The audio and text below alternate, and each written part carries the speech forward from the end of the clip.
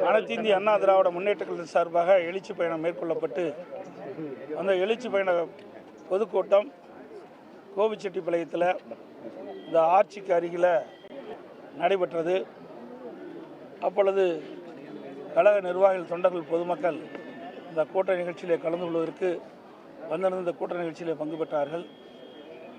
இதிலே திரு அர்ஜுன் என்பவர் சாலையிலே நின்று கொண்டு கூட்டம் ஆரம்பிப்பதற்கு முன்பாக அவர் நின்று கொண்டிருந்தார். இந்த நிகழ்ச்சியிலே பங்கு கொள்வதற்காக வந்திருந்தார். அவர் திடீரென்று மயக்கமுற்று சாலையிலே விழுந்தவுடன் அக்கம் பக்கத்தில் இருந்தவர்கள் 108 ஆம்புலன்ஸுக்கு தகவல் கொடுக்கப்பட்டு அதன் மூலமாக மருத்துவமனையில் சேர்க்கப்பட்டு அவருக்கு சிகிச்சை அளிக்கப்படுகின்ற சூழ்நிலையில் அவர் வருகின்ற வழியிலே இறந்து விட்டதாக மருத்துவர் தெரிவித்திருக்கின்றார்கள். இது மிக துயரமான சம்பவம். இவர் ஏற்கனவே பல ஆண்டுகளாக அதிமுக உறுப்பினராக இருந்து வருகின்றார் திரு அர்ஜுன் அவர்கள். அவருடைய சொந்த ஊர் கொண்டையம்பாளையம். அவர் அந்த தூக்கநாயக்கம்பள்ளி ஒன்றியத்தைச் சேர்ந்தவர். அவருடைய இறப்பு உண்மையிலே எங்களுக்கு மிகுந்த வேதனையும் வருத்தத்தையும் அளிக்கின்றது. அவருடைய குடும்பத்தை சார்ந்தவர்களுக்கு ஆறுதல் கூறுகின்றோம்.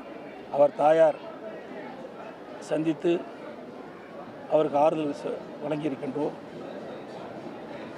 இறந்த திரு அர்ஜுன் அவர்கள் உடலுக்கு மரியாதை செலுத்துகின்ற விதமாக நாங்கள் மலர்கள் வைத்து அஞ்சலி செலுத்தியிருக்கின்றோம். அதிமுக சார்பாக என்னோடு மாவட்ட செயலாளர், முன்னாள் அமைச்சர்கள், முன்னாள் சட்டமன்ற உறுப்பினர்கள் மற்றும் கழகத்தினுடைய முக்கிய பிரபலங்களும் அஞ்சலி செலுத்தியிருக்கின்றதை இந்த நேரத்தில் தெரிவித்துக் அவருடைய கட்சி பணி, அவர் உயிரோடு இருக்கின்ற பொழுது ஆர்வமாக கட்சி பணியில் ஈடுபட்டவர் அர்ஜுன் அவர்கள். அவருடைய இழப்பு எங்களுக்கு மிகுந்த வேதனையும் வருத்தத்தையும் அளிக்கின்றது. அவரை இழந்து வாடும் ஒரு குடும்பத்தாருக்கும் ஒரு தாயாருக்கும் என்னுடைய ஆழ்ந்த இரங்கலையும் வருத்தத்தையும் தெரிவித்துக் கொள்கின்றேன். அவருக்கு,